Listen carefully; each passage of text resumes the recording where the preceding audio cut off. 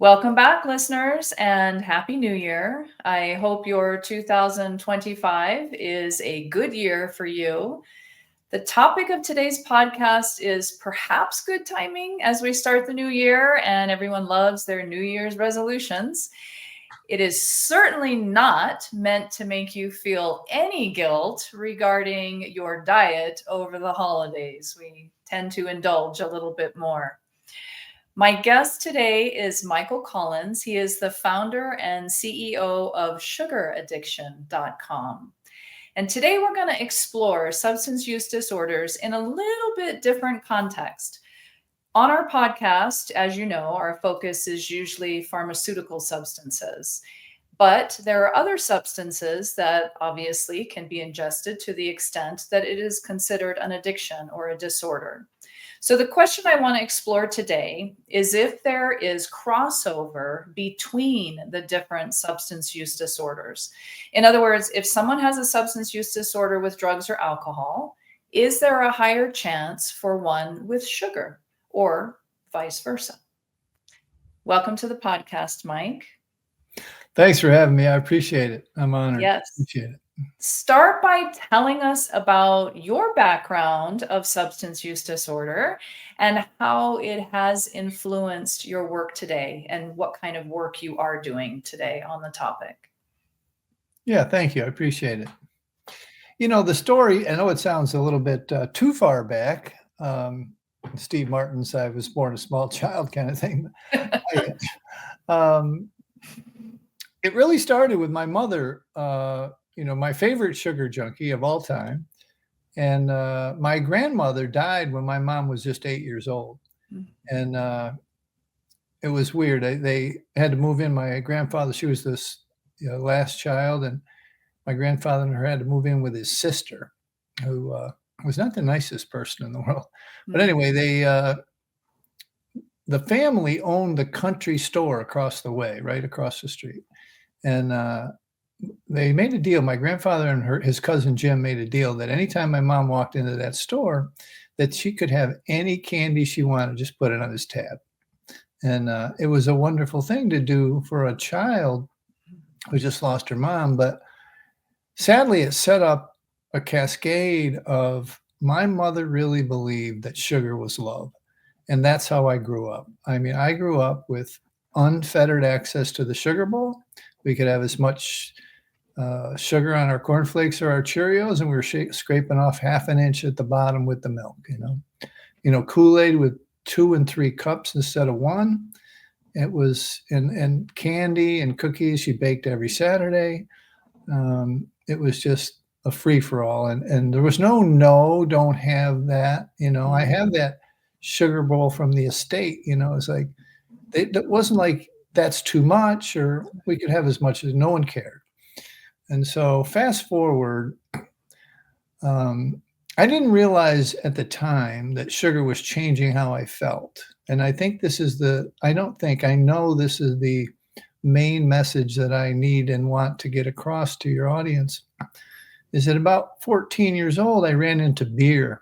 And I knew that beer was changing my state. I could drink behind the high school and, we called it liquid courage. And, I could talk to the girls. I was kind of shy.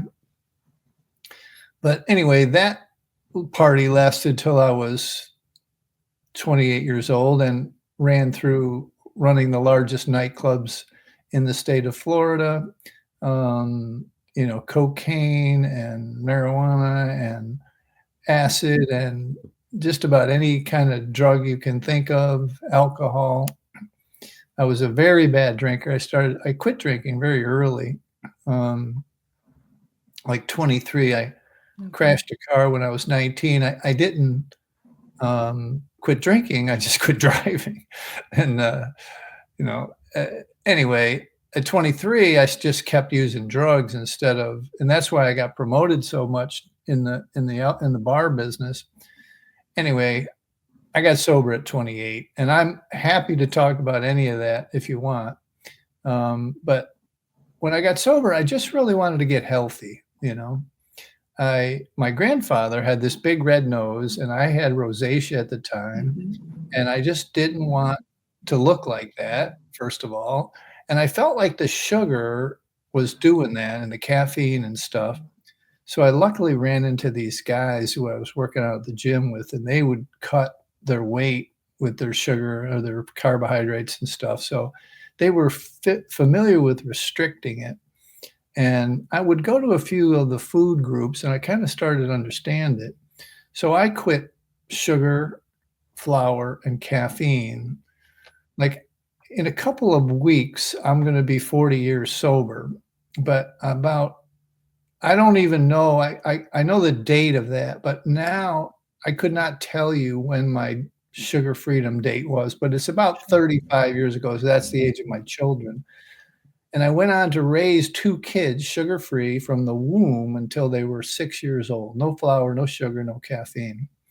And I could tell you that story, but it would, people would think I was lying or bragging or both, because in my heart, I know that their brain developed better. They really, I'm a smart enough guy, but these guys are rocket scientists, card-carrying genius, perfect scores on their college entrance exam smart, Wow. And in my heart, there's a big nonprofit now called First 1,000 Days. That first 1,000 days of brain development is so important, right? And now we know very clearly, hell, they're calling Alzheimer's diabetes 3, right? And, the science has advanced so much about brain health and sugar and ultra-processed carbohydrates that it's just not, it's not a mystery anymore. I do these huge summits, the Quit Sugar Summits, every year, and I've talked to 400 of the world's leading experts. And, the last 2 or 3 years, the science has just exploded, right? Mm-hmm. Anyway, the kid said I should write a book. This was not my career. I did help a lot of people get sober for 20 years, but it wasn't really my career. And the kid said I should write a book. So I bought sugaraddiction.com in 2009, and I put out great information, but I didn't really pay much attention to it, to be honest with you. It helped some folks, and I wrote back and forth, and I enjoyed it. It was a nice outlet. But in 2018, I did write the book finally, and it did well on Amazon. And so then I was kind of semi-retired. I started coaching. I started having coaching groups and training coaches, and we had support groups. And so I was kind of geared up, and just a perfect storm hit called the pandemic. So I've already got these coaches in line. I've been doing coaching myself, and you saw the pandemic. They bought out all of the sugar, the flour, the cookies, the candy, the alcohol, the soda, everything. Just the supply chain just tanked because everybody's at home buying all this stuff, right? And then the second part of the perfect storm was Zoom. Even grandma knew how to use Zoom. Everybody's Zooming everything, from the hospital visits to everything. Everybody's finally using Zoom. Right. And all hell broke loose, and it's never stopped. And now we have 4 or 5 Zoom meetings a day for support. We train coaches. We've got, we just got approved by the National Board of Health and Wellness Coaches for training for first addiction, definitely first addiction one, but definitely first sugar one as well. So it's turned into something pretty good. We've helped, we've had over 20,000 detoxes. We've got big groups and support groups and stuff. So it's been a little bit of a ride, and I don't think it's getting any slower because I don't think the problem's going away. But that's the version. That's the podcast version. That's how I got it. Yeah. What are your support groups look like? Is it based on the same premise of any other addiction? This one just is sugar is the focus? Yeah, look, so that's a good question. People always say, is it like real addiction? And it's absolutely, my program is in essence an advanced kind of codependency recovery program. This brainwashing by the diet industry, this eat less and exercise more, is truly a brainwash. There's no there's no validity to it anymore. I mean, I've had hundreds of people lose hundreds of pounds, and half of them don't walk any further than a car. They don't do any exercise. They just change their diet. And most people come to us for weight loss. But the support groups, I even say it's funny, I created this 30-day challenge, and it's all videos for 30 days, but I've redone it 4 times. But it's like, because I'm tired of answering all the questions. Mm-hmm. But on the 29th or 30th day, I say, ha, I tricked you. This is really a long-term recovery program.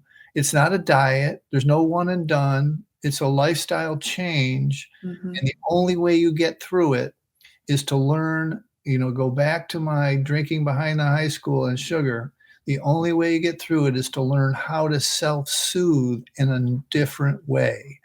Right? If you don't understand that this is what happened to you, it's a very common construct in the world of alcohol and drugs, substance use disorder, that if you started using drugs and alcohol at 14 or 15, you stopped growing emotionally, right? Well, extrapolate that back to 4 or 5, but likely in the womb, but 4 or 5. And a child begins this understanding that they can self-soothe themselves with this substance, right? Mm-hmm. We didn't know, and we still don't know, because you're not going to get in trouble for giving a child sugar right now. And this is why this perfect storm of obesity and metabolic syndrome and diabetes 2 has ramped up so gigantically since the 1980s, when high fructose corn syrup hit the market, is that this drug, and it is a drug, is the original gateway drug. And when you get to be 14 or 15, if you're so inclined and you can't self-soothe enough with the sugar anymore, and you turn to the alcohol and drugs. And then on the other end of the spectrum, because it happened to me, and one of the things that happened because of my openness about my substance use disorder, I got involved with the group, it's the big national nonprofits, the Faces and Voices in Recovery, Shatterproof, all the big nonprofits. About a decade ago, they started something called Recovery Out Loud, meaning, no more anonymity. I'm done with anonymity, and they are done with anonymity. And courageous people are done with anonymity, because this is a healthcare issue. This doesn't have anything to do with, a moral judgment or anything. Anyway, because of my openness, I attract a lot of recovering people in recovery now, 5 years, 10 years, 20 years. One of my coaches is 20 years sober. But these are addiction savvy people that cannot put down the sugar. They cannot, they don't understand it. They've never put 2 and 2 together, right? And now the science is super clear that this is a brain illness. This is a dopamine dysregulation problem, the same as cocaine, the same as alcohol. The alcohol doesn't give you the buzz. The cocaine doesn't give you the buzz. It's what it does to the dopamine. And when I say dopamine, I mean dopamine, serotonin, norepinephrine, GABA, oxytocin, adrenal glands, endorphins, cannabinoid receptors. All of the body's brain and body reward chemicals are affected by sugar. Right. And really, it takes about the arc of a podcast for people to understand, to get all of the story of why this is the same as drugs and alcohol, why the obesity crisis, why the type 2 crisis, is because it's not related to dieting. It's not related to weight loss. It's related to drug addiction. And this is a difficult message, even for recovering addicts, as I mentioned. So, yeah. So the research shows that the effect on the brain is the same with the dopamine receptors. Are there different levels? I mean, sugar gives you a lower burst of that versus cocaine or opioids? So here's the thing, is that when we take a little heroin, we take a little opioid pill, we take a little alcohol, we are pounding 20 teaspoons average. That's man, woman, and child in the United States. That's average. Anybody that has any habit at all is at 30, 40, and even 50 teaspoons of sugar a day. Okay. And since they were children, they've never had a break. They've never had a break. Their system, the dose makes the poison. Okay. They've never not been using, and it's so unconscious. It's not like a beer on a Friday. You say, I had a rough week. I need a beer. You know what you're doing. You're going to chill out. You're going to mellow out. You're going to numb out for a little bit. Right. This is very unconscious because of its ubiquity, because it's almost free. Even a child can score it. You're just responding to your limbic brain's craving for sugar. It's not you're craving a sweet taste on your tongue. It's like you are, your entire body is somehow, and this is what I study really intently. I can't quite yet figure it out, but like the limbic brain somehow is able to transmit to the frontal cortex, the hijacked frontal cortex, that it's okay to go out in a snowstorm to get ice cream.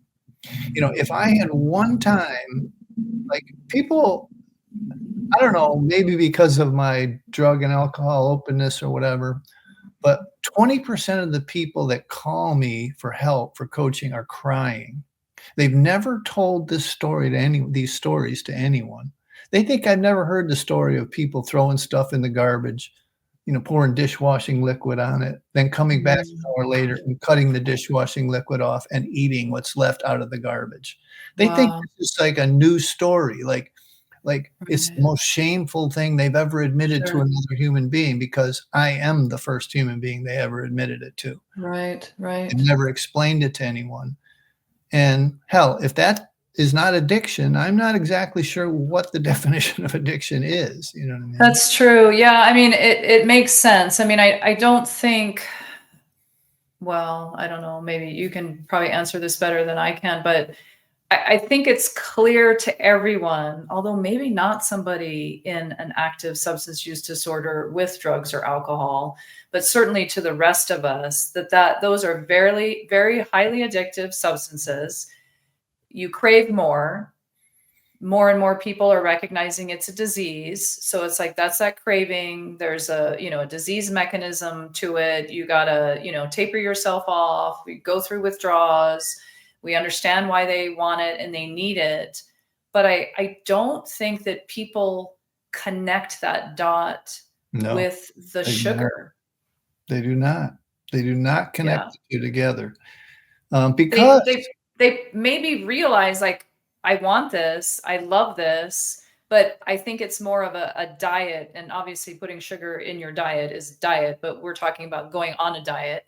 It's like, I can't control my compulsive eating, or I eat too much, or okay, I had 2 Oreos, that should be it. Next thing you know, I'm finishing the bag. It's because I can't control my impulsive eating. They don't think about it as sugar is doing something to my brain. They don't. No one is putting those two and two together simply because of its ubiquity, of its close to, it's not very expensive, and you can give it to a baby and nobody's going to be mad at you. Like 99,100 people are just going to say, it's not illegal. It's not illegal. I can just go to the grocery store or, the fast food place and get my milkshake or whatever it is that I want. And on top of that, I think people don't realize how much sugar is in other things. Like you and I, when we talked the other day, I didn't realize there was sugar in ketchup. And now I know, I mean, spaghetti sauce, so I'm always like, which one has the least amount of sugar, that I'm buying? But things that you don't even think about, you're still feeding it. 85% of the packaged and boxed and bagged canned stuff in the grocery store has sugar in it. And it's for a reason. Yeah. I mean, the story's pretty simple, but a lot of people don't know it, is that in the 1980s, after decades of litigation from the states, the cigarette producers could see the handwriting on the wall, and they literally bought up all the food company. All the biggest food companies are now owned by what used to be, R.J. Reynolds and, that kind of thing. And they they started using their addictive processes to sell their products. Like now they literally have campuses, and there's a bunch of books you can read about this. They have campuses, they slide you in an MRI and they put the new product on the tongue as they're in the MRI and watch the brain light up. Interesting. It's just, this is, and here's the thing. I mean, from doing the summits, I, get to talk to all these scientists and scientists like that. But the general public doesn't hear this information yet, because the news media is not going to, shoot off their foot to spite themselves, because the great majority of their advertising comes from these folks. So they're not going to have newscasts about this, right? Which is similar to drugs. It's similar to, 50% plus of newscasts and other, advertising is big pharma. So it's very similar, but, they're advertising to kids on the cartoons. And I mean, it's a conflict of interest for them to get this information out. That's why I do these podcasts, to make sure we get this information out. Yeah. So I've had other guests on the show before where we talk about trauma load and how some people are, more susceptible and prone to a substance use disorder than others. I'm going to assume well, first of all, do you find the trauma load, it works the same if somebody's got a sugar disorder versus a drug or alcohol disorder? I mean, when you start talking to them, do you find all of those things? I mean, your mother certainly did. Losing her mother, you said the aunt was terribly mean. I mean, that's a lot of trauma for a child. Right. But do you find that it works the same? In other words, if you had a checklist, of all the things that make somebody more susceptible to having these addictive type personalities, sugar would be right there with drugs, alcohol, gambling. 110% correct. Okay. So here's the thing, like, everybody wonders where the term comfort food came from. Everybody wonders this uptick or ascension, if you will, of the construct of emotional eating, right? The problem with emotional eating is they get a little bit of it wrong. They believe, as do people this is going to be I'm going to slaughter a sacred cow here. The people in the eating disorder world, the bulimia and the binge eating world, believe that if you can't eat a little bit of sugar in moderation, you are not well, that you are not cured or healed, okay? Which is total BS. It's not true. I was a president or chairman of the board of the Food Addiction Institute, and the information is it's getting to be pretty steady now in new studies.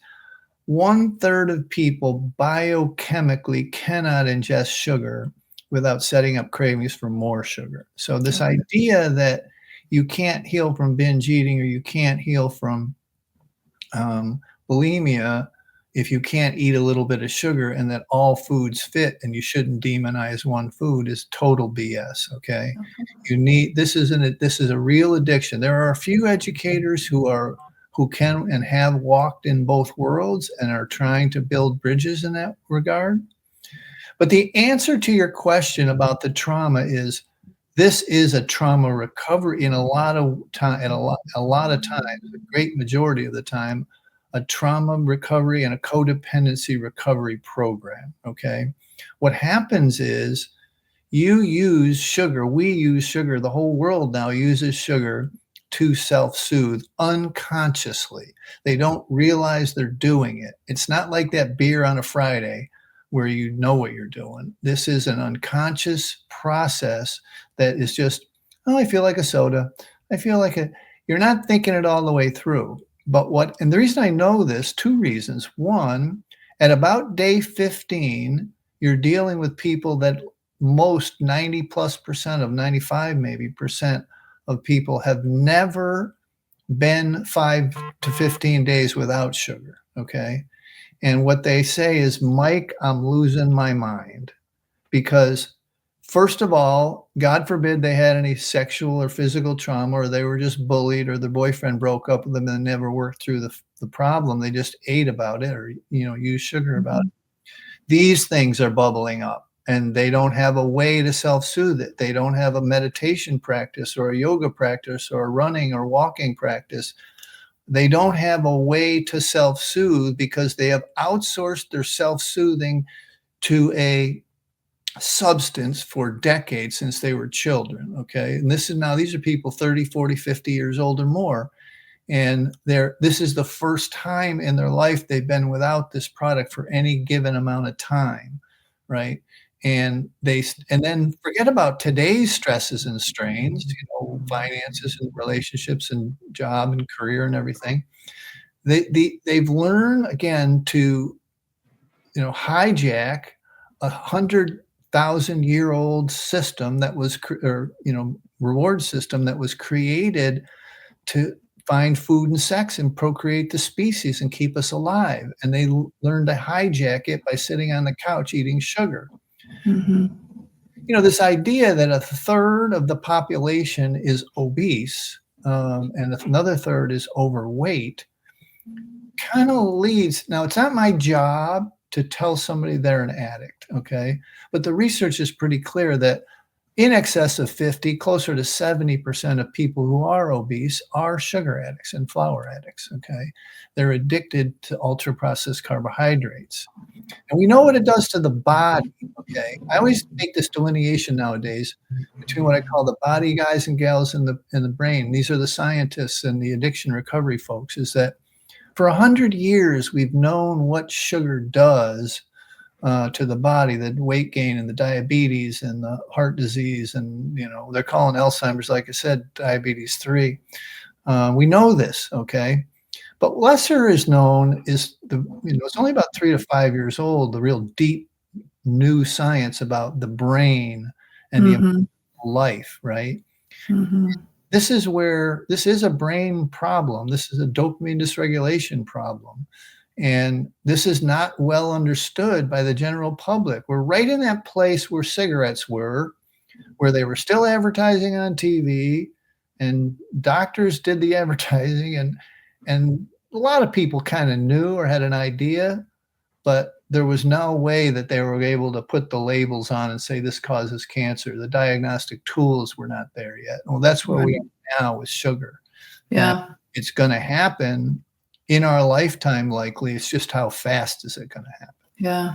It would be interesting. There's probably nobody out there that would fit this bill, but it would be interesting if you could take somebody that wasn't exposed at all to sugar and maybe in their teens or 20s, give them that first little bit and see if you hear any stories like the repeated stories I hear with guests on the podcast and others that I know that are recovering from drugs or alcohol. It's like that first Percocet was, whoa. Yes. Well, we have a similar. We ease into it because we've been, doing it since we were toddlers. Well, a couple of things. We have a similar thing that happens when you get yourself 90 days of abstinence and healing, right? Okay. Either an accidental ingestion or one on purpose. You're like high as hell. I mean, we all see it when the kids at the 5-year-old's birthday party, they're hiding behind their mother's leg, and then the cake and ice cream comes out. And all of a sudden, literally the atmosphere raises, that there's just this insanity going on with their behavior. You see it very clearly and you go, ha, ha, ha, ha, ha. That's funny. But we know what happened. We know what it is. You can even, if you pay attention, you can see it in your own child. But also, you may not know this name, but there is a dentist in the 40s or 50s, I think, Weston A. Price. So Weston Price traveled the world going to indigenous populations who were just now getting sugar in, okay? And he was a dentist. He was very interested in the teeth. And he would take pictures of the teeth, and he would take pictures of the deforming of the jaw and the teeth, okay? And literally it deformed teeth. It deforms jaws. And, people start to get overweight and stuff. So he's got an entire book. It's a gigantic book that he wrote about it with pictures and everything. So this research has been done. It's just that, and it kind of happens every 20 years or so. I mean, a lot of people remember Sugar Busters in the 90s and 1990s. So there's a lot of, and you know, the book I read was called Sugar Blues, which was written in the late 70s and promoted by Gloria Swanson, who eventually married the author. So this stuff has been leaking out over the years. It's just that the sugar producers, and I got nothing against the sugar producers because they had a job to do, but they did get a little devious, and they've found stuff in old sugar mills and old sugar businesses where they had paid Harvard professors to cover it up. And that's where the new low fat crap came from, right? So people now, for you and I, for our entire adulthood, it was low fat was the answer why people were getting fat. Sure. But we still keep getting fatter, and people have been eating low fat for 40 years. You know? Right. Yeah. So in your support groups, how many people do you see that end up coming to you after they're in recovery for a substance, for a drug or alcohol, and then they end up realizing, I mean, for you, it was a quest to get healthy because you realized you weren't healthy. And so you kind of fell into it, right? Right. Do you have people that like actively recognize, okay, I've kicked the drugs, but I'm having a problem with sugar, or are there still cravings for the drug? I mean, how are you seeing things? They come to lose weight. Okay. That's 85, 90% of people come to, strangely enough, 95% of and I think women are smarter than men, but 95% of my clients are women. Sure. I like to say 40 and 80, but it's really closer to 50 and 80 or 90. I think they've just struggled for many years. But, the answer to your question is, even people in recovery haven't really put 2 and 2 together yet. Okay. I have to sneak them in the side door. This has been my marketing biggest thought problem forever, because people don't want to sign up for an addiction recovery program, even if they're already in one for drugs and alcohol. They just don't believe that that's what their problem is. Right. They believe, from the brainwashing of the diet industry, eat less and exercise more. Not the case. I have to literally sneak them in the back door until when they see it, when they start to see people talking about it in the support groups, then they finally say, oh, I see. That's right. Yeah. Because a lot of people will say they eat, to soothe, although I've never heard anyone say, oh, it's Friday, I'm going to go home and, have a cupcake, because I need to relax. Right. Yep. But that people do eat to soothe, or I'm stressed, so I'm stress eating. People will admit that. So I guess I could see them coming to a support group to try to stop that behavior. And then they find out, wait a minute, it's maybe more that my brain is hijacked and I have a true problem here, and it goes deeper than that. Yeah. No, it is. I mean, the hijacked stuff is real. I'm getting kind of strong on this lately, but the reality is most of the people that come to me, if not all of them, are in no position to make a decision about their health or their weight. The word hijack comes to mind. When you're on drugs. Yeah. Because they're on drugs. And the reason I know this is because 6 months later, people say to me, how could I possibly be thinking this? That it was okay to go out in a snowstorm to get ice cream, that it was okay to eat out of the garbage. Like, I'm a lawyer, for God's sakes. I'm a doctor. I'm a this, I'm a that. I've had success. I had an Olympic athlete. I mean, it's like I've had these most amazing people who, when they arrive for weight loss or type 2 diabetes diagnosis, they think there's some other solution to this, right? That they're not their brain is not hijacked, that they're not in a position they are in a position, they think they're in a position to make a rational decision about their behavior, right? Just like an intervention in drugs and alcohol, just like, everybody can see your friend who's got a drinking problem except them. Right. They can't, Right. that's the second thing I study besides cravings and understanding how the brain interprets the limbic brain's signal to get more dopamine into the frontal cortex is denial. Like the denial is so real in sugar addiction and ultra processed carbohydrate addiction. I just don't understand why people can't see it. I don't understand why it's not in the DSM yet, the Diagnostic Statistical Mhm. Manual, which Yeah. there are work groups on that now. So it's going to be eventually, but Yeah. it's just not there yet. Yeah, this is fascinating. Number one, it makes me even more grateful that I don't have that propensity. And we talked about that. I've mentioned this on other podcasts. How I mean, I've taken an opioid in the past, and I don't get it. Like I feel nothing. And so I'm grateful for that. It's Right. just not something I've ever struggled with. Yeah, I like my sugars here and there, and try to stick more with the natural sugars, which I know after you and I talked, you're not a big fan of that either. So we can touch on that.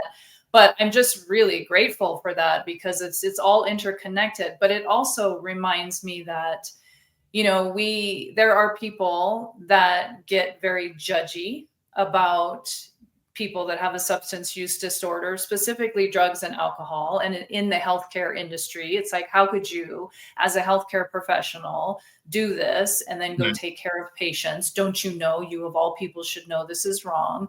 And so we're working through that process of it's a disease, and their brain is hijacked. But now you extrapolate that over to sugar and obesity, and you look at somebody and think, how could you not improve this? Aren't you uncomfortable and it's so unhealthy? But when you put it in that context of a disease of the brain, again, that's their struggle. Right. Yeah. They're not clear on it. Right. Right. And, Yeah. yeah, it's hard. I mean, it's hard to watch. It's hard to, one of my goals is to get it down to more childbearing age women so that more kids don't accidentally, put past this on to their children. Right. And, we all know that, it's hard enough to be an addict of any kind, but when you come up that way, it's just harder. Right. You're starting them off that way without even realizing what you're doing, The really. biggest two of the biggest problems I have in my groups is the first one is people set a weight goal and they go rocketing right past it. Like they're like, I'm getting too thin kind of thing. I know that sounds crazy, but that's exactly what happens. Right. And they can't really change it. If they keep their abstinence, their body will fall to where it's supposed to be, wherever it was, what nature, God, or whatever intended it to be. Yeah. And the second part is that, that they've ruined their kids, they get this guilt trip that Of course. they did something and, have hurt their children. Right. We've got to work through as well. Both are difficult to work through, but both become very real after you get abstinent from the stuff. Yeah, I can appreciate that. I think most parents feel that they've done something that has ruined their kid in some way. If they could go back and do something different, I know I'm no exception to that one. A lot of the motivation is when they start to see their kids having problems with it, they gaining weight, whatever. Okay. My Olympian who won a bronze medal in swimming, what was her motivation, because her kids were starting to, by this time she was a chiropractor and she was still swimming. It wasn't a weight thing, but she saw her sugar, she saw her kids having problems, because she was still a bad sugar junkie. Yeah. The funny part of the story is that when it couldn't get her off of it, like this is 6 or 7 years ago, but I couldn't get her off of it. And she couldn't quit. I mean, still swimming. She could do anything with her body, but come to find out, coaches were giving her coffee at 10 years of age, and no child's drinking that without sugar. And so she was trying to still drink black coffee, and it was like wired together, fired together. Interesting. And that's the same thing that happens with the sweeteners, the artificial sweeteners, right? Once we got rid of the coffee, the sugar was easy for her. But the sweeteners are the same. It's that sweet taste, and the body says to itself, where's the calories? Where's the sugar? Where's the rest of this once the sweet receptors are triggered? One of the worst parts about this, if you're working on it, is you don't want to have cravings. That's the No. last thing you want to have. You want to be free of it. You don't want to be Mhm. craving it. Mhm. And caffeine sometimes, and definitely sweeteners, will keep those cravings alive. As will what you were mentioning before, lots of high fructose, high glycemic fruits will do the same thing, or nuts will do the same thing, Nuts? Nuts, yeah. Nuts have been high. Most nuts are not even nuts. Cashews, pecans, I think almonds. They're drupes. Google it, DRUPES, drupes, which are the seeds of fruit. And What? they're hybridized to take the bitterness out, which adds a lot of fructose. And strangely enough, pistachios are actually a real nut, but they somehow have been hybridized for the fructose. And now the fructose is really high in them as well. Highest fructose. I always tell people, if you want to get off sugar, study fructose, because fructose is the offending molecule to the brain, right? It's the thing that's causing the problem. It's the psychoactive drug. It's the thing that can only be processed in the liver, and why it's creating, an epidemic of 5-year-olds with fatty liver, and an epidemic of fatty liver in general. But because this is an alcoholic's disease, fatty liver, that is being created by sugar, and fructose is why it's being created. It's not being created by the other half of the table sugar molecule, the glucose. It's being created by the fructose. And I've asked a lot of these experts, is fructose a psychoactive drug? And they don't even hesitate. Yes, it's a drug. One guy, Dr. Richard Johnson, has a grant from the NIH, National Institutes of Health, says he can cure alcoholism if he can block the fructose pathway. Imagine this now.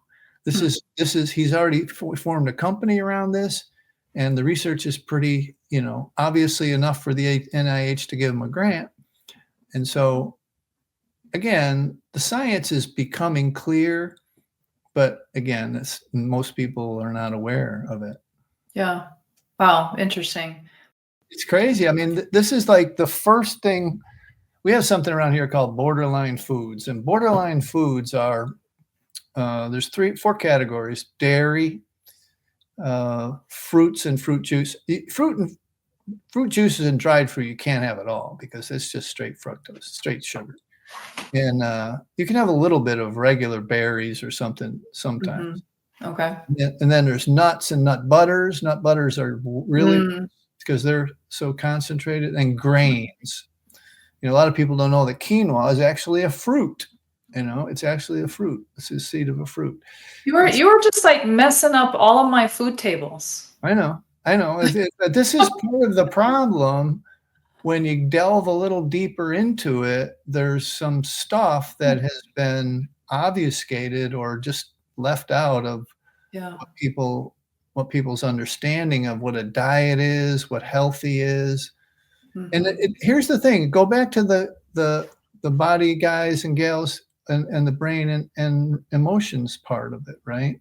Is that 95, even the experts, even all the people that I've interviewed, I've had to, pull it out of them, and they had to kind of come over to my side of the fence, because they've studied the body so long, and they're so expert at the body and the denigration of the body with sugar, that they don't understand how the behavioral change needs to happen. And the behavioral change needs to happen along the pathway of a drug and alcohol recovery. It's not an eat less and exercise more problem. Right. It's not a calorie burning problem. It's an emotional change process that you need to go through and mature. Yeah. Interesting. Okay, well, a lot to think about. So yeah, definite crossover with any addiction, how it affects the brain. It kind of slips in, I think, and catches us unawares because we've been exposed to it for so long, but Right. no less of a problem as to for what's happening in our brains. Um, wow. Okay. Now you mentioned a summit that you have. I believe that's coming up. Is that something if people have interest, they can attend? How does that work? Yeah, depending on when this airs, January 6th, we do it every year, but this year is January 6th. It's a full year. It's like a year's worth of podcast in a week. So every day we start on Monday and we have 6 or 8, and then we have every day we put a new 6 or 8 speakers up. And we have about 10 or 12 who come back every year who are the real true addiction experts, sugar addiction experts from all over the world. But, we also bring in new folks every year. But it really is a fascinating, like, I don't know if you're watching our Facebook group or our Facebook page or whatever. There's a lot of people whose first exposure to this type of information, the podcast that you and I just did, is that, is from the summit, right? They learn how to, and everybody's got a little bit of a different take on it. But at the end of the day, we've had carnivores to raw food vegans, and everybody says no sugar, no flour, and some no caffeine, but mostly it's ultra processed carbohydrates. And, but yeah, no, it's a wonderful experience for people. There's no cost. You just go to Quit Sugar. Well, you'll have a link for the thing, but Can you, if they miss it live, can they get it recorded, or do you have to? Yeah, we'll have an encore, and we do encores through the year. So if you just go to the website from your link, then and give your email, then we'll tell you when the new ones come out. Yeah. Okay, perfect. All right. Yeah. Okay. Well, thank you, Mike, for taking the time to educate myself and the listeners a little bit on this. I think we kind of sort of know sugar's not good. Some of us know it more than others, but we certainly don't. I don't think most of us recognize how destructive it can be if you're not overweight. I mean, you could say, oh, well, you need to stop that. But there's so much more. Well, you can be a very thin sugar addict. Okay. I have a coach who's an ultra marathoner. She was still running 100 miles a week, and she couldn't get the last 15 pounds off at 100 miles a week. So you understand that you can't outrun this thing. There's no way to outrun it. Okay. Yeah. Maybe that's my last 15 pounds of. Need to be a little introspective on this. All right. This happens to me all the time, in recovery podcasts. It's like some of them say about halfway through, they say, Mike, the reason I had you on is because I've been sober 5 years, 10 years, whatever. Oh, interesting. Get off the sugar. There you go. Yeah. All right. No, I'm in denial. I have no problem, but maybe I'll think about it. Check it out. Just test it. You can always go back. It's easy. That's true. Very easy. All right. Well, thank you very much. Thank you, listeners, for listening. Hope this was beneficial for all of you, and we'll see you next time. All righty. Take care. Thanks. Okay. Bye-bye.